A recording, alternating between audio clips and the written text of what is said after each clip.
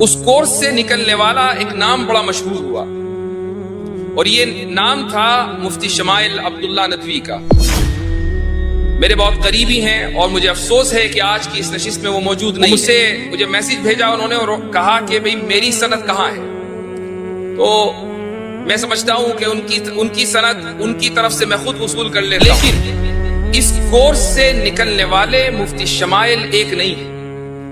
110 کے قریب مفتی شمائل یہاں موجود ہیں۔ اسی طرح ایک اور صاحب جو میرے پاس اس وقت دورہ حدیث پڑھ رہے ہیں،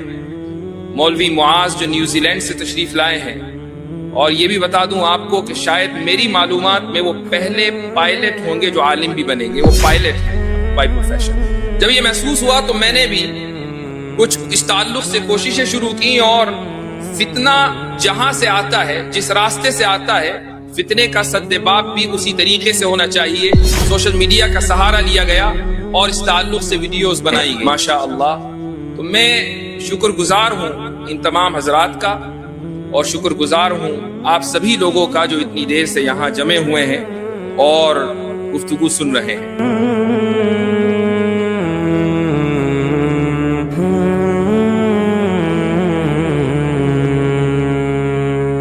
اللہ الرحمن الرحیم، الحمد للہ رب العالمین،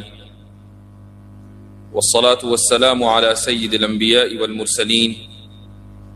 وعلى آلہ وصحبہ اجمعین، اما بعد، فقد قال اللہ تعالی فی کلامہ المجید، افرأیت من اتخذ الہہ ہواہ۔ حضرات علماء کرام، آج کی اس خوبصورت مجلس کے سرپرست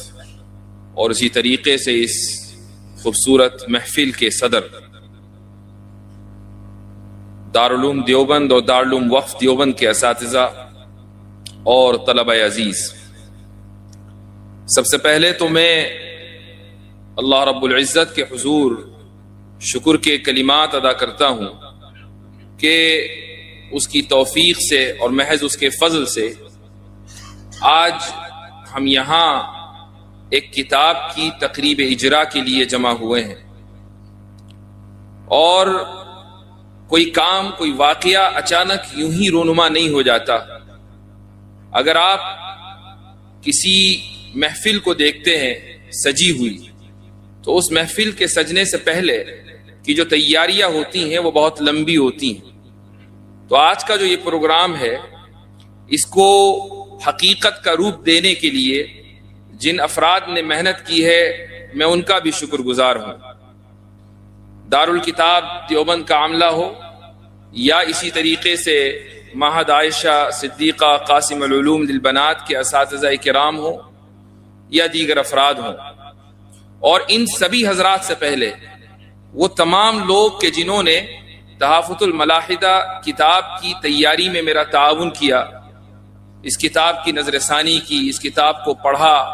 کئی مرتبہ پڑھا، کمپوزنگ کی، پھر اس کی تصحیح کی، وغیرہ وغیرہ، ایک لمبا مرحلہ ہے۔ ان تمام حضرات کا شکر گزار ہوں۔ یہ مجلس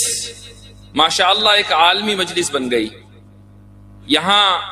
اس مجلس میں اس کے سرپرست حضرت مولانا قاری عبداللہ سلیم صاحب دامت برکاتہم العالیہ موجود ہیں، جو اصلاً دیوبند کے ہیں لیکن فی الحال امریکہ میں تشریف رکھتے ہیں۔ اسی طریقے سے یہ ہماری خوش قسمتی رہی کہ برطانیہ سے حضرت مولانا قاسم رشید صاحب، جو چیئرمین ہے الخیر فاؤنڈیشن کے، وہ یہاں موجود تھے۔ اسی طرح برطانیہ ساؤتھ افریقہ سے ڈاکٹر اشرف دوکرات صاحب کے جن کے کلمات آپ حضرات نے شروع میں سنے انگریزی میں، بلکہ اور آگے بڑھ کر میرے ایک اسٹوڈنٹ ہیں کہ جنہوں نے میرے پاس عالم کورس مکمل کیا ہے، ہیں وہ امریکہ کے لیکن گزشتہ غالباً 15 سالوں سے مکہ مکرمہ میں رہتے ہیں، شیخ علی ٹافٹ، جو اپنے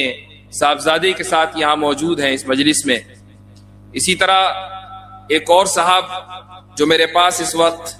دورہ حدیث پڑھ رہے ہیں، مولوی معاذ، جو نیوزی لینڈ سے تشریف لائے ہیں، اور یہ بھی بتا دوں آپ کو کہ شاید میری معلومات میں وہ پہلے پائلٹ ہوں گے جو عالم بھی بنیں گے، وہ پائلٹ ہیں بائی پروفیشن۔ تو یہ تمام حضرات یہاں جمع ہیں، میرے 2 ماموں یہاں جمع ہیں ماشاء اللہ، تو میں شکر گزار ہوں ان تمام حضرات کا، اور شکر گزار ہوں آپ سبھی لوگوں کا جو اتنی دیر سے یہاں جمع ہوئے ہیں اور گفتگو سن رہے ہیں۔ جب لاک ڈاؤن لگا 2019 کے اواخر میں، 2020 کا عرصہ شروع ہوا، اور یہ وہ زمانہ تھا کہ جب ایک بڑی تعداد لوگوں کی گھروں میں بیکار بیٹھی تھی۔ انٹرنیٹ عام تھا، آج بھی عام ہے، اور اس وقت لوگوں کے پاس چونکہ کوئی مشغلہ نہیں تھا تو اپنا وقت گزارنے کے لیے سوشل میڈیا کے اوپر اکثر وقت صرف کیا کرتے تھے۔ یہ جو سوشل میڈیا کا ایڈکشن پڑا ہے، یہ دراصل اسی دور کا نتیجہ ہے۔ اس کا جو سائیڈ ایفیکٹ تھا وہ یہ تھا کہ الگ الگ لوگ پروگرام کرنے لگے، ویڈیوز بنانے لگے مذاہب کے خلاف، صرف اسلام کے خلاف نہیں بلکہ مذاہب کے خلاف۔ میں ہمیشہ یہاں رک کر ایک بات بتانا چاہوں گا کہ میں ہمیشہ یہ بات کہتا ہوں کہ الحاد سے لڑائی صرف اسلام کی لڑائی نہیں ہے، الحاد تمام مذاہب کے خلاف، ان تمام مذاہب کے خلاف کہ جو خدا کے تصور میں یقین رکھتے ہیں، ان کے خلاف حملہ ہے۔ اور اسی لیے جو کچھ مہینوں پہلے ایک مشہور ڈیبیٹ ہوئی وجود خدا پر، اس میں آپ نے یہ محسوس کیا ہوگا کہ پوری ڈیبیٹ میں لفظ اللہ کا استعمال اس لیے نہیں کیا گیا چونکہ مسلم مناظر نے اس ملک کی تہذیب کو سامنے رکھتے ہوئے تمام مذاہب کی حساسیت کو سامنے رکھتے ہوئے اس شخص سے ڈیبیٹ کی تھی جو تمام مذاہب میں موجود تصور خدا کا انکاری تھا۔ اس ملک کی خمیر میں مذہب شامل ہے، اس ملک کی ثقافت میں مذہب شامل ہے، تو اگر کوئی شخص کھڑے ہو کر یہ کہتا ہے کہ میں خدا کو نہیں مانتا تو وہ دراصل اس مذہب، اس ملک کی تہذیب اور ثقافت کا بھی منکر ہے، وہ صرف مذہب کا منکر نہیں ہے۔ تو وہ جو دور تھا اس وقت یہ ہوا کہ بہت سے لوگ بیکار بیٹھے تھے اور ویڈیوز دیکھنے لگے، مذاہب کے خلاف بننے والی سٹریمز دیکھنے لگے، اور ایسا محسوس ہوا کہ مسلم نوجوانوں کی اچھی خاصی ایک تعداد بھی اس سیلاب میں بہہ رہی ہے، اور خدا کے تعلق سے، رسول کے تعلق سے صلی اللہ علیہ وسلم، رسالت اور حدیث کے تعلق سے، قرآن کی آیات کے تعلق سے وہ شکوک و شبہات کا شکار ہے۔ جب یہ محسوس ہوا تو میں نے بھی کچھ اس تعلق سے کوششیں شروع کی، اور فتنہ جہاں سے آتا ہے، جس راستے سے آتا ہے، فتنے کا سدباب بھی اسی طریقے سے ہونا چاہیے۔ سوشل میڈیا کا سہارا لیا گیا اور اس تعلق سے ویڈیوز بنائی گئیں، لیکن ہمیشہ یہ خیال آتا تھا کہ میں اکیلا یا 2-4 لوگ اور ہوں گے، یہ کام کب تک کروں گا؟ اس لیے ایسے افراد کی ٹیم تیار ہونی چاہیے کہ جن تک ہم اپنی معلومات کو آگے پہنچائیں اور پھر وہ اس معلومات کو اگلی نسل تک لے کر جائیں۔ علم اسی طریقے سے محفوظ ہوتا ہے۔ تو اگر اللہ سبحانہ و تعالیٰ نے 2-4 کلمات کی مجھے توفیق دی ہے تو میرے ذہن میں ہمیشہ یہ تھا کہ ایسے افراد تیار ہوں، ان کو پڑھایا جائے، رد الحاد کے موضوع پر، ارتداد کے موضوع پر، لبرلزم کے موضوع پر، فیمنزم کے موضوع پر، ٹرانسجنڈرزم ہو، سائنٹزم ہو، جتنے بھی موضوعات ہیں، ان موضوعات کے اوپر ان افراد کی ایک ٹیم کو تیار کر دیا جائے۔ 2020 میں یہ سلسلہ شروع ہوا اور 2023 میں یہ سلسلہ ختم ہوا۔ ارادہ یہ تھا کہ 2 سال کا یہ کورس ہوگا، لیکن 3 سال تک چلا۔ ہفتے میں سنیچر کے دن یہ کلاس ہوتی تھی، 2 سے 3 گھنٹہ گفتگو ہوتی تھی، اور اس کے بعد اس درس کو قلم بند کر لیا جاتا تھا۔ پھر 2023 میں جب یہ سلسلہ ختم ہوا تو اس کے بعد پھر میں نے نظر ثانی کا سلسلہ شروع کیا، اور کافی حذف و اضافے کے بعد آج الحمدللہ 2026 میں تحفۃ الملاحدہ آپ حضرات کے سامنے 6 جلدوں میں موجود ہے۔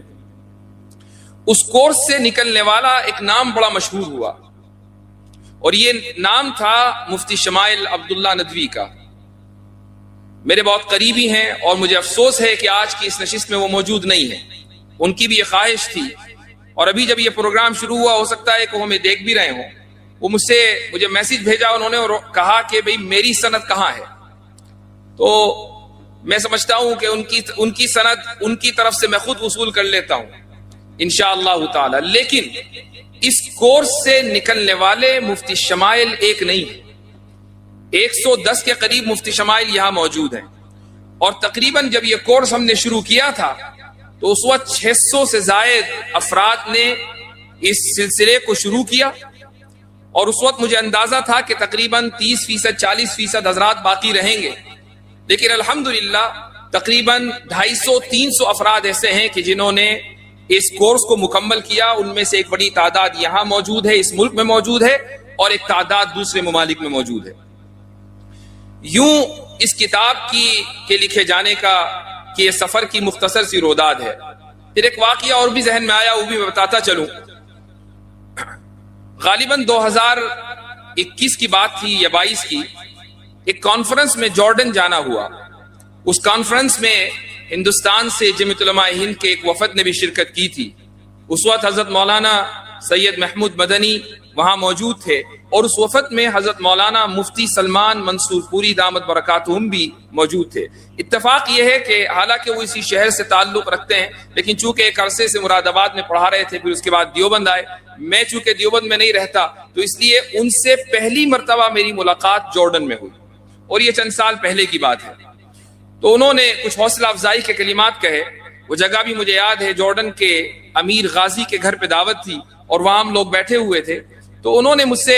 کچھ حوصلہ افزائی کے کلمات کہے. تو میں نے موقع غنیمت جان کر ان سے عرض کیا کہ اس موضوع پر آپ حضرات کو کچھ کتابیں لکھوا کر مدارس کے نصاب میں شامل کرنی چاہیے. مفتی سلمان صاحب نے ایک بات کہی، وہ کہنے لگے کہ ایسے نہیں، کتاب لکھ کر دو. تو میں نے عرض کیا کہ ٹھیک ہے، یہ وعدہ رہا، انشاءاللہ پھر کتاب لکھ کر دیں گے. میں نے جب یہ کتاب مکمل کی تو سب سے پہلے ان کو میسج کیا اور کہا کہ وعدے کے مطابق یہ کتاب مکمل ہو گئی ہے، اب آپ اس کی تقریب اجرا میں ضرور تشریف لائیں. لیکن مفتی صاحب چونکہ پہلے سے کہیں اور تاریخ دے چکے تھے تو یہ میرے لیے افسوس کا مقام ہے، اور یہ ہماری محرومی ہے کہ وہ یہاں تشریف نہ لا سکے. لیکن یہ ترغیبی کلمات تھے، یہ حوصلہ افزائی کے کلمات تھے کہ جن کی وجہ سے ایک انسان کو حوصلہ ملتا ہے چھوٹے موٹے یا بڑے کام کرنے کا. تو اللہ تعالیٰ نے ان تمام حضرات کو سبب بنایا تحافظ الملاحدہ کتاب کے معرض وجود میں آنے کا. جہاں تک اس کتاب کی وجہ تسمیہ کا تعلق ہے، کئی لوگوں نے مجھ سے یہ سوال کیا کہ کتاب اردو میں ہے، نام آپ نے عربی میں وہ بھی اتنا ثقیل رکھا ہے، تحافظ الملاحدہ آخر کیا وجہ ہے؟ اس کی وجہ یہ ہے کہ آج سے 1000 سال پہلے تقریباً امام غزالی رحمت اللہ علیہ نے ایک معرکۃ الآراء کام کیا تھا. ایک عظیم الشان کارنامہ انہوں نے انجام دیا. وہ کارنامہ یہ تھا کہ انہوں نے فلاسفہ کے اصولوں کو اس طریقے سے رد کیا کہ ان کی بات میں کہیں بھی معذرت خواہی کا رویہ نہیں تھا. وہ بڑے ہی زبردست انداز سے فلاسفہ کے اوپر حملہ آور ہوئے اور ان کے اصولوں کو انہوں نے تہس نہس کر دیا. اس کتاب میں تحافظ الفلاسفہ نامی کتاب میں انہوں نے وہ تمام کی تمام باتیں لکھی ہیں کہ جس سے یونان کا فلسفہ ہمیشہ کے لیے ڈھیر ہو گیا. اس میں انہوں نے ایک بات لکھی ہے اور وہ میں آپ حضرات کے سامنے رکھنا چاہوں گا. مجھے معلوم ہے اور اس کا اندازہ ہے کہ رات بہت ہو چکی ہے اور اتنی دیر سے آپ حضرات سن رہے ہیں، اور اگر کوئی بات ذرا ثقیل انداز کی ذکر کی جائے تو اس کے لیے یہ بھی ضروری ہے کہ ذہن حاضر ہو، فریش ہو. اور مجھے ایسا لگتا ہے کہ آنکھیں تو کھلی ہوئی ہیں، ہو سکتا ہے کہ کچھ لوگوں کا ذہن سو چکا ہو، اس لیے میں مختصر عرض کروں گا. امام غزالی رحمہ اللہ نے ایک بات لکھی ہے کہ علت اور معلول کے درمیان جو تعلق ہے وہ لزوم کا نہیں ہے، وہ عادت کا ہے. اس کا مطلب یہ ہے کہ اگر آگ جلے گی تو یہ ضروری نہیں ہے کہ وہ کسی چیز کو جلائے. یہ بھی ممکن ہے کہ آگ جلے اور اس کے باوجود بھی جو چیز اس کے اوپر رکھی ہے وہ نہ جل سکے. مثلا حضرت ابراہیم علیہ السلام کو آگ میں ڈالا گیا، آگ موجود تھی لیکن حضرت ابراہیم علیہ السلام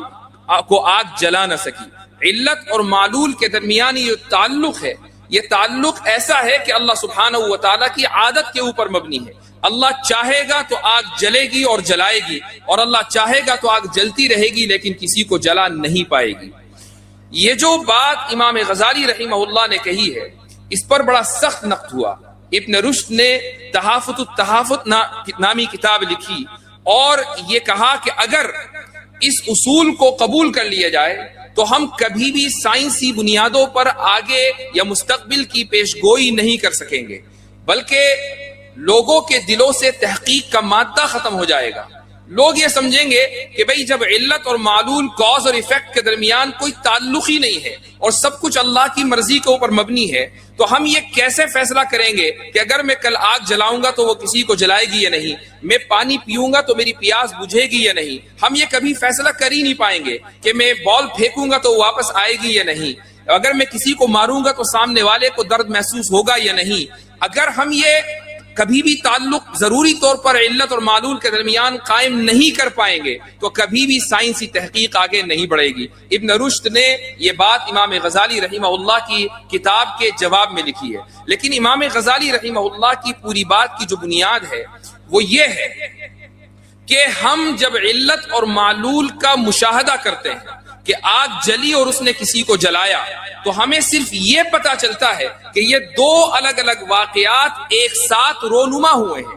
ہمیں اس کا مشاہدہ نہیں ہوتا کہ پہلا واقعہ دوسرے واقعے کی علت اور وجہ ہے. علت اور وجہ کا آپ کبھی بھی مشاہدہ نہیں کر سکتے. آپ نے پانی پیا اور آپ کی پیاس بجھ گئی. پیاس بجھنا ایک واقعہ ہے اور پانی پینا دوسرا واقعہ ہے. یہ دونوں واقعے پے در پہ ہوئے ہیں، اس کا مشاہدہ ہے. لیکن یہ کیسے ثابت ہوا کہ پانی پینے سے ہی پیاس بجھی ہے، سوائے اس کے کہ ہم دنیا میں بہت سے لوگوں کو یہ دیکھتے آئے ہیں کہ جب وہ پانی پیتے ہیں تو پیاس بجھ جاتی ہے. لیکن اس بات کا بھی تو امکان ہے کہ کوئی شخص پانی پیے اور اللہ کی مرضی ہو کہ اس کی پیاس نہ بجھے. اگر اللہ کی مرضی ہے تو چاہے آپ کتنا ہی پانی پیتے رہیں پیاس بجھے گی نہیں. یہ ہے امام غزالی رحمت اللہ علیہ کا علت و معلول کا فلسفہ. اور اس کی وجہ یہ ہے، انہوں نے یہ فلسفہ اس لیے پیش کیا چونکہ وہ معجزات کے بارے میں یہ بتانا چاہتے تھے کہ اللہ سبحانہ و تعالیٰ نے انبیاء کرام علیہم الصلاۃ والسلام کو جو معجزات دیے ہیں یہ معجزات محال نہیں ہیں، بلکہ یہ پورا کا پورا قانون فطرت اس کائنات کا یہ اللہ سبحانہ و تعالیٰ کی عادت کے اوپر مبنی ہے. اللہ تعالیٰ کبھی کبھی اپنی عادت کو بدل دیتا ہے. ابن رشد اور مسلم فلاسفرز نے امام غزالی کے خلاف قرآن سے ایک دلیل دی اور انہوں نے کہا کہ اللہ سبحانہ و تعالیٰ فرماتا ہے کہ وَلَن تَجِدَ لِسُنَّةِ اللَّهِ تَبْدِيلًا، کہ تم کبھی بھی اللہ کی سنت اور عادت میں تبدیلی نہیں پاؤ گے. تو اب امام غزالی کے خلاف یہ اعتراض ہو گیا. امام غزالی تو یہ کہتے ہیں کہ اللہ تعالیٰ کبھی اپنی عادت کو بدل دیتا ہے اور اللہ قرآن میں کہہ رہا ہے کہ اللہ کی عادت کبھی نہیں بدل سکتی. حضرت تھانوی قدس سرہ نے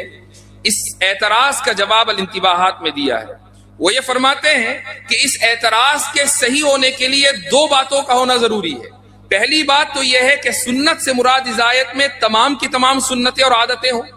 اور دوسری بات یہ ہے کہ تبدیل کرنے والا غیر اللہ ہو. اور دونوں ہی باتیں غلط ہیں. اللہ سبحانہ و تعالیٰ کی بعض سنتیں بدل جاتی ہیں اور بعض سنتیں نہیں بدلتی ہیں. اور دوسری بات یہ ہے کہ اگر بدلنے والا اللہ ہی ہے تو جس طریقے سے قرآن کی کسی آیت کو نازل کر کے اس کو واپس لے لیا جاتا ہے، اس کو منسوخ کیا جا سکتا ہے، اسی طریقے سے اللہ سبحانہ و تعالیٰ اپنی کسی عادت کو بدل بھی سکتا ہے. ہاں اعتراض اس وقت ہوتا کہ عادت اللہ کی اور بدلنے والا انسان، عادت خالق کی اور بدلنے والی مخلوق، تو اعتراض ہو سکتا تھا. اس لیے اللہ سبحانہ و تعالیٰ نے فرمایا کہ وَلَن تَجِدَ لِسُنَّةِ اللَّهِ تَبْدِيلًا. تو امام غزالی رحمہ اللہ نے جو یہ فلسفیانہ اصولوں پر نقد کیا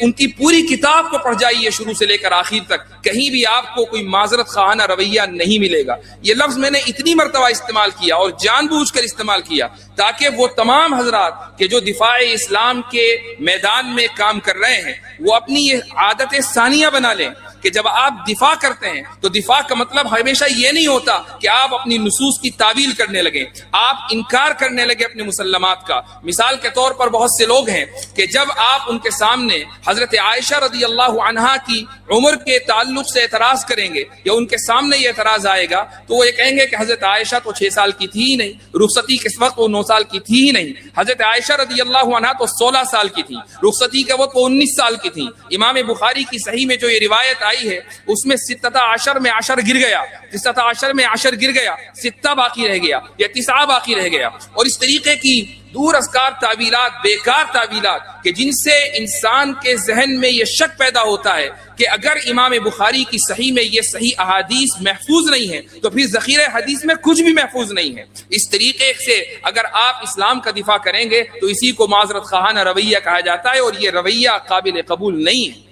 بعض لوگوں کے سامنے جب ڈارونین ایوولوشن کے تعلق سے دلائل دیے جاتے ہیں تو وہ یہ سمجھتے ہیں کہ چونکہ یہ دلائل اتنے مضبوط ہیں لہٰذا ان کو قبول کر لیا جائے۔ میں ایک نام بتا دوں، ایک بڑی شخصیت ہیں کہ جنہوں نے قرآن کی تفسیر کے تعلق سے بہت کام کیا، اس میں کوئی شک نہیں، لیکن ان کی ایک کتاب ہے ڈاکٹر اسرار احمد مرحوم، انہوں نے اپنی کتاب میں ڈارونین ایوولوشن کو نہ صرف یہ کہ تسلیم کیا ہے بلکہ حضرت آدم علیہ السلام کو سب سے پہلا ہومو سیپین مانا ہے۔ ہومو سیپین یہ ایک ارتقائی اصطلاح ہے، یہ تمام کی تمام اصطلاحات اس کتاب میں موجود ہیں۔ ہومو سیپینز اور اس سے پہلے ہومو ایریکٹس اور اس سے پہلے ہومو ہیبلس، یہ تمام کی تمام اصطلاحات ہیں۔ تو پہلا جو ہومو سیپین کا مطلب ہے دانا انسان، تو سب سے پہلا دانا انسان، سب سے پہلے ہومو سیپین حضرت آدم علیہ السلام ہیں، جو جنت کے کسی باغیچے سے نہیں اترے بلکہ دنیا ہی میں کسی باغ میں تھے، وہاں سے اللہ سبحانہ و تعالیٰ نے ان کو باہر کر دیا۔ یہ پوری بات ڈاکٹر اسرار نے باقاعدہ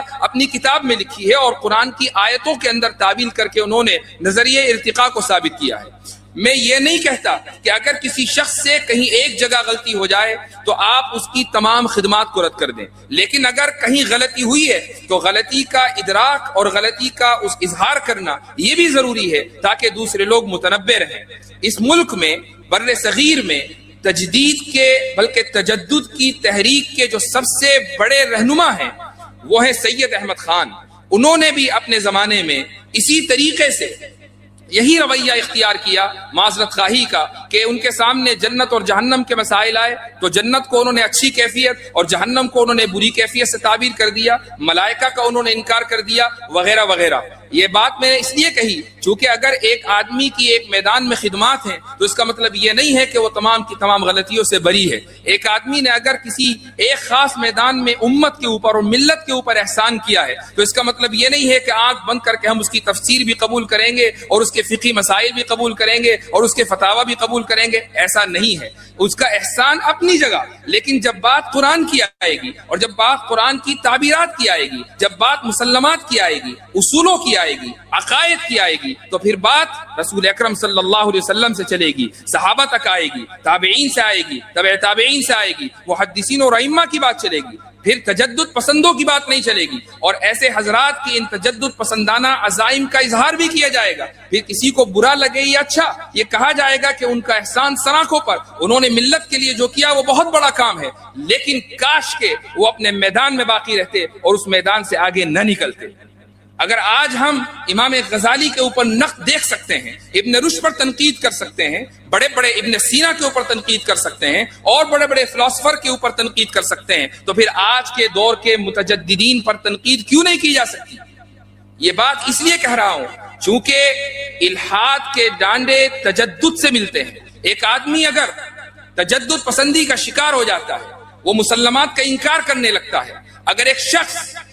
احادیث کے تعلق سے شکوک و شبہات کے رویے کا شکار ہو جاتا ہے تو الحاد کا راستہ اس کے لیے بالکل صاف ہو جاتا ہے۔ ایسے لوگ کہ جنہوں نے حدیثوں کا انکار کیا، کہ جنہوں نے سلف سے اعتماد ختم کر دیا، ایسے لوگ کہ جنہوں نے سلف کی بیان کردہ تفسیر کو درکنار کر دیا، ایسے لوگ کہ جنہوں نے اپنے آپ کو روایت سے منقطع کر لیا، ایسے لوگوں کی ایک بڑی تعداد آخرکار ملحد بنی ہے۔ آج کا یہ موضوع کتاب کا چونکہ موضوع رد الحاد ہے، اس لیے ان اسباب کا ذکر کرنا بھی ضروری تھا کہ جن کی وجہ سے ایک انسان بڑی تیزی کے ساتھ ملحد بن جاتا ہے۔ آخر میں بات کو مختصر کرتے ہوئے میں ایک دو باتیں اور عرض کرنا چاہوں گا، اور یہ ارباب مدارس سے ایک گزارش ہے۔ ابھی کچھ دنوں پہلے مکہ مکرمہ میں ایک بڑی شخصیت سے ملاقات ہوئی اور انہوں نے مجھ سے یہ کہا کہ آپ سے ملاقات کا جو مقصد ہے وہ صرف یہ جاننا ہے کہ چونکہ مجھے کسی نے یہ بتایا ہے کہ آپ نصاب تعلیم میں تبدیلی کے خواہاں ہیں، مدارس کے نصاب تعلیم میں تبدیلی کے خواہاں ہیں، تو میں جاننا چاہتا ہوں کہ آپ کا نظریہ کیا ہے۔ میں عام طور سے نصاب تعلیم کے موضوع پر گفتگو نہیں کرتا ہوں، یہ میرا بنیادی موضوع نہیں ہے، اور نہ ہی مجھے اس موضوع پر گفتگو کرنے کا حق ہے چونکہ میں کوئی مدرسہ نہیں چلاتا۔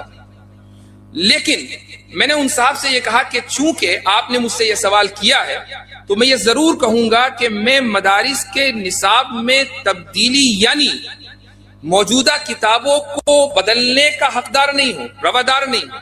بلکہ میں چاہتا ہوں کہ ان کتابوں کو اپنی جگہ رکھ کر نئی کتابوں کا، مزید کتابوں کا اضافہ کیا جائے، اور یہ کتابیں وہ ہوں کہ جن کو ہمارے اسلاف نے پڑھا تھا۔ ہم جب یہ کہتے ہیں کہ درس نظامی سے حضرت نانوتوی نکلے، درس نظامی سے حضرت تھانوی نکلے، درس نظامی سے حضرت مدنی نکلے، درس نظامی سے علامہ کشمیری نکلے، تو بھائی وہ درس نظامی کون سا درس نظامی تھا کہ جن سے یہ اکابر نکلے؟ کیا وہی درس نظامی ہم اور آپ پڑھتے ہیں، یا اس میں اتنی تبدیلی ہو چکی ہے کہ وہ اتنا لائٹ ورژن اس کا بن چکا؟ وہ تو پرو میکس تھا، وہ پرو میکس تھا جس کو یہ حضرات پڑھ رہے تھے۔ ہم جس درس نظامی کو پڑھتے ہیں وہ بہت لائٹ ورژن ہے۔ یہی وجہ ہے کہ نہ آج ہمیں حضرت تھانوی نظر آتے، نہ حضرت مدنی نظر آتے، نہ ہماری صفوں میں ہمیں ایسا کوئی لگتا کہ آگے چل کر وہ علامہ کشمیری بن جائے گا۔ دعا ہے کہ اللہ سبحانہ و تعالیٰ اسی مجمع سے ایسے افراد کھڑے کر دے، لیکن اسباب کے درجے میں ہمیں نصاب میں ان کتابوں کو واپس لانا ہوگا کہ جن کو مشکل سمجھ کر ہم نے دیس نکالا دیا ہے۔ تو پہلی گزارش تو ارباب مدارس کی خدمت میں یہ ہے، اور دوسری گزارش یہ ہے کہ جیسے پڑوسی ملک میں اور دنیا کے بہت سے ممالک میں مدارس میں یہ رواج رہا ہے اور گزشتہ کئی سالوں سے ہے، بلکہ حضرت مولانا احمد علی لاہوری رحمۃ اللہ علیہ کے زمانے سے، تقسیم ملک سے پہلے سے پاکستان میں لاہور میں یہ طریقہ رہا کہ دیوبند سے، ندوے سے اور دیگر مدارس سے لوگ دورہ حدیث مکمل کر کے لاہور حضرت مولانا احمد علی لاہوری کے پاس جاتے تھے اور دورہ تفسیر کیا کرتے تھے۔ حضرت مولانا ابو الحسن علی ندوی رحمۃ اللہ علیہ وہاں تشریف لے گئے، اور بھی بہت سے بڑے بڑے حضرات وہاں تشریف لے گئے۔ اس ملک میں ابھی بھی یہ رواج ہے کہ مختلف موضوعات پر دورہ کرایا جاتا ہے، کہیں دورہ عقائد ہے تو کہیں دورہ تفسیر ہے تو کہیں دورہ فقہ ہے وغیرہ وغیرہ۔ اس ملک میں بھی مدارس میں کم سے کم دورہ علم کلام یا دورہ عقائد کا رواج ہونا چاہیے کہ جب امتحان سے تمام طلبہ فارغ ہو جائیں، دورے کے امتحان سے، تو دیوبند جیسی مرکزی جگہ میں یا گجرات میں یا کسی بھی مدرسے میں کہ جہاں گنجائش ہو، وہاں دورہ علم کلام کا انعقاد ہونا چاہیے، اور وہ تمام علماء و فضلاء و طلبہ کہ جن کو اس موضوع سے دلچسپی ہے وہ 10-12 دن 15 دن ایسے علماء کی خدمت میں بیٹھیں، ایسے علماء کی صحبت میں وقت گزاریں کہ جن کی صحبت کے نتیجے میں علم کلام کے بنیادی مسائل سے وہ واقف ہو سکیں۔ اگر یہ سلسلہ یہاں سے شروع ہو جائے گا تو تبھی آپ کو ایسے افراد مہیا ہوں گے کہ جو ملحدین کے سامنے ڈٹ کر کھڑے ہوں گے۔ اگر یہ سلسلہ شروع ہو جائے تبھی آپ کو ایسے افراد مہیا ہوں گے کہ جو نوجوانوں کے شکوک و شبہات کا عقلی انداز میں جواب دے سکیں گے۔ آج کا جو مسئلہ ہے وہ یہ نہیں ہے کہ دنیا میں الحاد بڑی تیزی سے پھیل رہا ہے۔ میں ہمیشہ یہ کہتا ہوں کہ فتنے کو بڑھا چڑھا کر پیش نہ کیا جائے۔ الحاد پھیل رہا ہے، اس میں کوئی شک کی گنجائش نہیں ہے، لیکن الحاد کا سب سے زیادہ نقصان مسلمانوں کو نہیں ہے، الحاد کا سب سے زیادہ نقصان عیسائیوں کو ہے۔ عیسائیوں میں سب سے زیادہ ملحد بنے ہیں، ہمیں مسلمانوں میں اتنے ملحد نہیں ہیں، لیکن ہمارا جو سب سے بڑا مسئلہ ہے وہ یہ ہے کہ نوجوان اس وقت سوشل میڈیا کے نتیجے میں، سوشل میڈیا کی بہت سی ویڈیوز کے نتیجے میں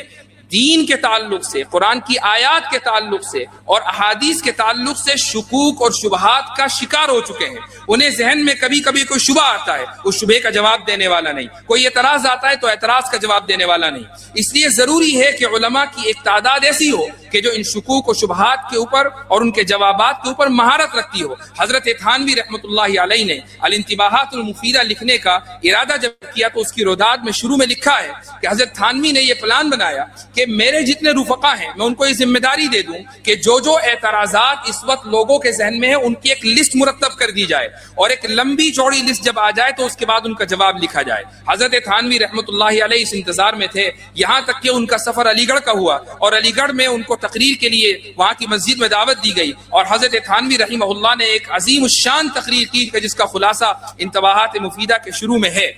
لیکن حضرت نے اس موقع پر یہ ارشاد فرمایا کہ میں اگرچہ اس انتظار میں تھا کہ اعتراضات کی لسٹ آ جائے، لیکن جب وہ آئے گی میں سمجھتا ہوں کہ جتنے بھی اعتراضات فی الحال موجود ہیں انہی کو سامنے رکھ کر اصولی طور پر ان کا جواب دے دیا جائے۔ اس لیے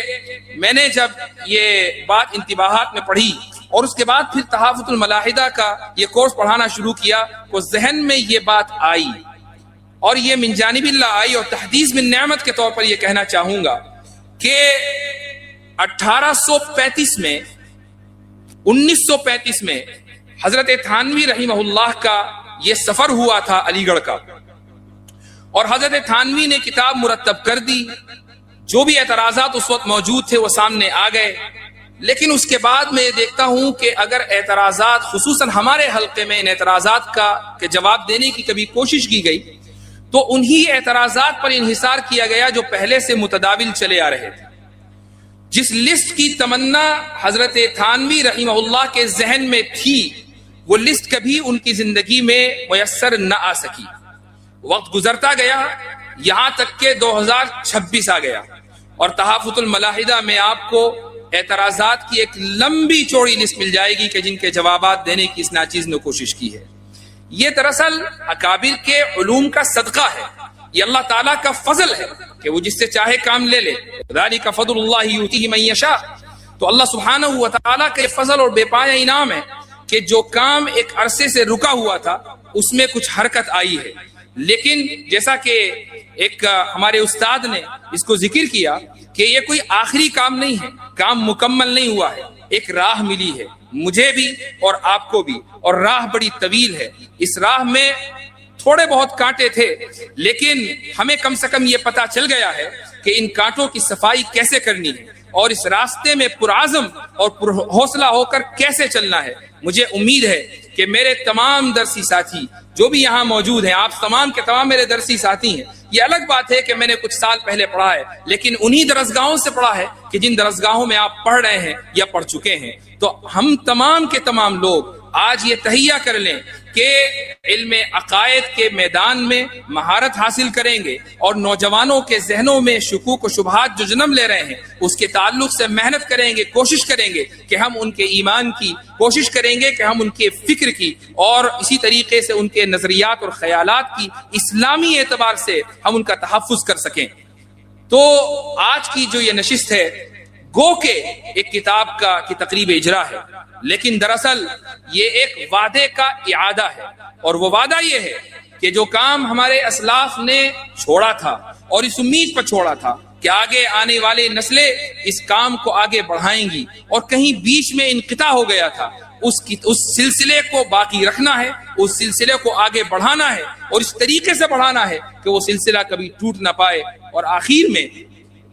ایک بات اور کہنا چاہوں گا کہ اگرچہ یہ خوشی کا موقع ہے لیکن ساتھ میں ایک افسوس بھی ہے، اور وہ یہ کہ آج کی اس مجلس میں والد صاحب موجود نہیں ہیں، فرحمہ اللہ رحمۃ واسعہ۔ میں آپ حضرات سے گزارش کروں گا کہ